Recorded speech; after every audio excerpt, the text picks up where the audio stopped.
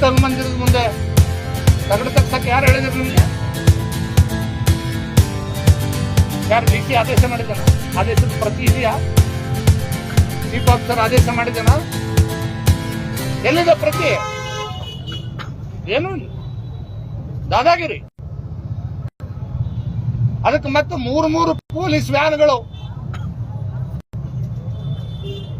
Reserve van ತಂದು ಪೊಲೀಸರ ಕಡೆಯಿಂದ ಎದುರಿಸೋದು.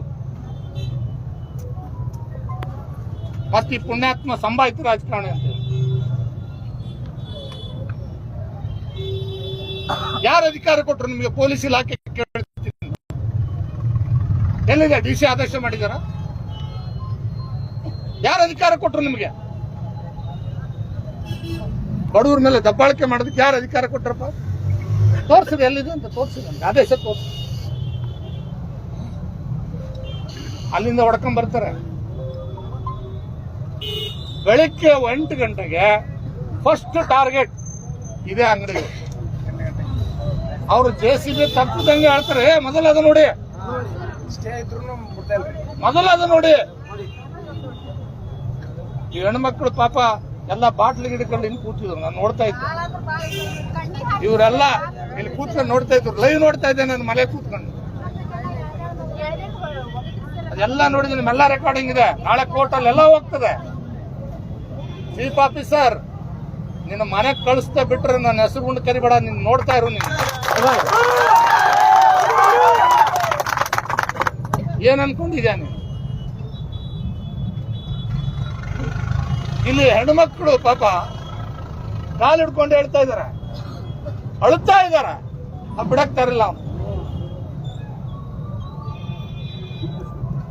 ಅವನು ಅಲ್ಲಿಂದ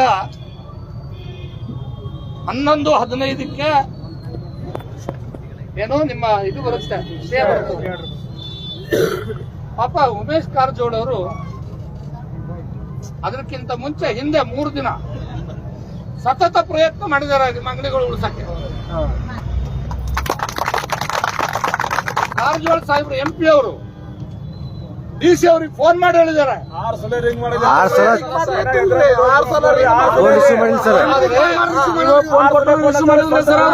ಇರೋ 1 ನಿಮಿಷ. DC ಅವ್ರಿಗೆ ಫೋನ್ ಮಾಡಿ ಹೇಳಿದ್ದಾರೆ, ನೋಡಿ ಅವ್ರಿಗೆ ಅನೇಕ ವರ್ಷಗಳಿಂದ ಮಾಡ್ತಾ ಇದ್ದಾರೆ, ರೆಕಾರ್ಡ್ ಇದೆ, ಸರ್ಕಾರನ ಪರ್ಮಿಷನ್ ಕೊಟ್ಟಿದೆ. ಅದಕ್ಕೆ DC ಆಫೀಸಿಂದ ಹಿಂದೆ ಅನುದಾನ ಕೊಟ್ಟಿದ್ದಾರೆ, ಅವ್ರಿಗೆ ನ್ಯಾಯ ಕೊಡಬೇಕು ಅಂತ ಹೇಳಿ DC ಅವ್ರಿಗೆ ಹೇಳ್ತಾರೆ. ಕೊನೆಗೆ ಚೀಫ್ ಆಫೀಸರ್ಗೆ 6 ಸಾರಿ ಫೋನ್ ಮಾಡಿದ್ದಾರೆ. ಫೋನ್ ಎತ್ತಲ್ಲ ಪುಣ್ಯಾತ್ಮ.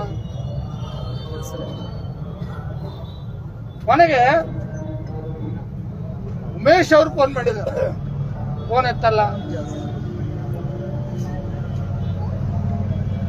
ನೆನ್ನೆ ಬೆಳಿಗ್ಗೆ 9:00 ನಿರಂತರವಾಗಿ ನಿಮ್ ಕೆಲಸ ಮಾಡಿದ್ದಾರೆ. ಅವ್ರಿಗೆ ಕೂಡ ಆರೋಗ್ಯದಲ್ಲಿ ತೊಂದರೆ ಇದೆ, ಅವ್ರಿಗೆ ಪೈಲ್ಸ್ ಆಗಿ ಬರಕ್ ಆಗ್ತಾ ಇರಲಿಲ್ಲ ಇವತ್ತು.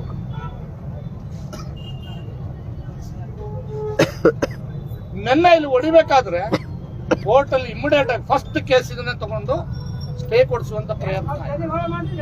11:15ಕ್ಕೆ ಸ್ಟೇ ಬಂದಿದೆ. 1 ನಿಮಿಷ ಇರಿ, ನಾನು ಮಾಧ್ಯಮದ ಸ್ನೇಹಿತರಿಗೆ ಹೇಳಲಿಕ್ಕೆ ಬಯಸ್ತೇನೆ,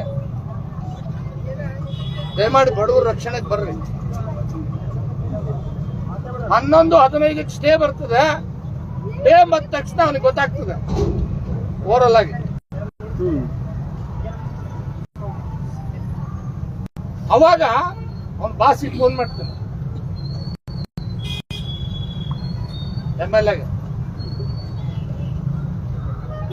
ಸ್ಟೇ ಕಾಪಿ ಬರೋದ್ರಾಗೆ ಅಂಗಡಿಗಳು ಹೊಡೆದಾಕ್ಬೇಕು ಅವ್ರ ಉದ್ದೇಶ.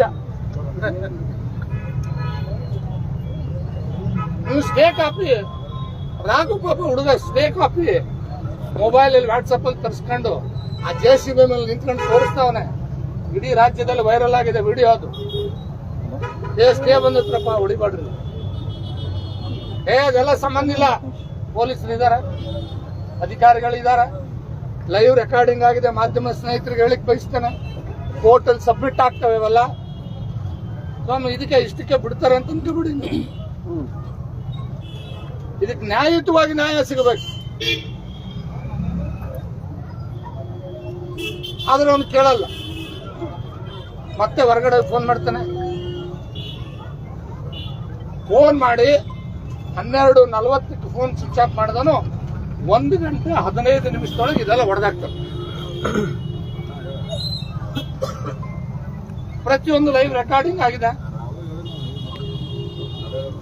ಕೋರ್ಟ್ ಆದೇಶ ಬಂದ ಮೇಲೆನೆ ಈ ದಲಿತರ ಅಂಗಡಿಗಳನ್ನು ಹೊಡೆದಾಕಿರೋದು. ಇದು ಗಮನದಲ್ಲಿ ಇಟ್ಕೊಳ್ಳಿ ಮಾಧ್ಯಮದ ಸ್ನೇಹಿತರು. ನಾವು ನೀವು ಸುಳ್ಳು ಹೇಳ್ಬೋದು, ವಿಡಿಯೋ ರೆಕಾರ್ಡಿಂಗ್ ಸುಳ್ಳು ಹೇಳೋದಿಲ್ಲ. 11:15ರಿಂದ 1:15 ಮಧ್ಯದಲ್ಲಿ ಈ ಅಂಗಡಿಗಳೆಲ್ಲ ಹೊಡೆದಾಕ್ತಾರೆ. ಯಾವಾಗ ಇರ್ತಕ್ಕಂಥ ನೀವೆಲ್ಲ ನಮ್ ಪ್ರಾಣ ಹೋದ್ರೂ ಪರವಾಗಿಲ್ಲ ಧರಣಿ ಬಿಟ್ಕೊಳ್ತೀವಿ ಅಂತ ಹೇಳ್ತೀವಿ. ಆವಾಗ ಕಾರಜೋಳ ಅವರು, ಉಮೇಶ್ ಕಾರಜೋಳ ಅವರು SP ಅವರಿಗೆ ಫೋನ್ ಮಾಡ್ತಾರೆ. SP ಅವರಿಗೆ ಫೋನ್ ಮಾಡಿದ್ಮೇಲೆ SP ಅವರು ಸಂಬಂಧಪಟ್ಟ ಅಧಿಕಾರಿಗಳಿಗೆ ನಿರ್ದೇಶನ ಕೊಟ್ಟಿದ್ದಾರೆ. ನಾನ್ ಸ್ವತಃ CP ಫೋನ್ ಮಾಡಿ ಏನ್ ಮಾಡ್ತಿದ್ದೀವಿ, ನಡೀತಾ ಇದ್ದಿದ್ದು ದೌರ್ಜನ್ಯ ಅಂತ. ಅವ್ರಿಗೆ ಧರಣಿ ಕೂತಿದ್ದಾರೆ, ರಕ್ಷಣೆ ಕೊಡಬೇಕು ಅಂತ ಹೇಳಿದ್ಮೇಲೆ ಪೊಲೀಸ್ನವ್ರು ಬಿಟ್ಟು ನಿಮ್ಗೆ ಬಿಟ್ಟೋಗಿದ್ದಾರೆ. ಇದು ನಡೆದಿರ್ತಕ್ಕಂಥ ಘಟನೆ. ನಾ ಈ ಊರಿನಲ್ಲಿರ್ತಕ್ಕಂಥ ಮುಸಲ್ಮಾನರಿಗೆ ಕೇಳಕ್ ಬಯಸ್ತೇನೆ. ನಾನು 5 ವರ್ಷ ಇದ್ದೆ, ಒಬ್ಬನೇ ಒಬ್ಬ ಮುಸಲ್ಮಾನಿಗೆ ಅನ್ಯಾಯ ಮಾಡಿದ್ರು ತೋರಿಸಿ. ಇವತ್ತೇ ಸಾರ್ವಜನಿಕ ಜೀವನದಿಂದ ನಿವೃತ್ತಿ ಆಗ್ತೀನಿ. ಒಬ್ಬ ಮುಸಲ್ಮಾನಿಗೆ ಅನ್ಯಾಯ ಮಾಡಿದ್ರು ತೋರಿಸಿ. ಈ ಊರಿನಲ್ಲಿರ್ತಕ್ಕಂಥ ಪ್ರತಿಯೊಬ್ಬ ಮುಸಲ್ಮಾನ್ ಕುಟುಂಬದ ವ್ಯಕ್ತಿಗೆ ನನ್ನ ಕೈಲಿ ಎಷ್ಟಾಗುತ್ತೆ ಸಹಾಯ ಮಾಡಿದ್ವಿ ಸರ್ ಮಾಡಿ. ಇಲ್ಲ, ಒಬ್ಬ ದೋಣಿಗೆ ಬಿದ್ದು ಸತ್ತೋಗಿದ್ದ, ನೆನಪಿಸ್ಲಿಕ್ಕೆ ಬಯಸ್ತೇನೆ ನಾನು. ಸತ್ತೋದ ಪಾಪ ಬಡ ಕುಟುಂಬ. ಆ ಸಂದರ್ಭದಲ್ಲಿ ನನ್ನ ಕೈಲಿಂದ ಎಷ್ಟಾಗುತ್ತೋ ಸಹಾಯ ಮಾಡಿ, ಸರ್ಕಾರದಿಂದ 8 ದಿನದಲ್ಲಿ 5 ಲಕ್ಷ ರೂಪಾಯಿ ಚೆಕ್ ತಗೊಂಡ್ ಬಂದು ಇಲ್ಲಿ ತಹಸೀಲ್ದಾರ್ ಇದ್ರು,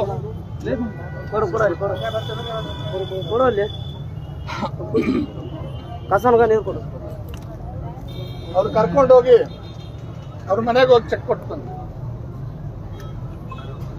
ಪಾಪ ತಹಸೀಲ್ದಾರ್ ಮೇಲೆ ಅವಾಗೊಂದು ಯಾವ್ದೊಂದು MLC ಎಲೆಕ್ಷನ್ ನಡೀತಾ ಇತ್ತು, ಇಡೀ ರಾಜ್ಯದ ಯಾವ್ದೋ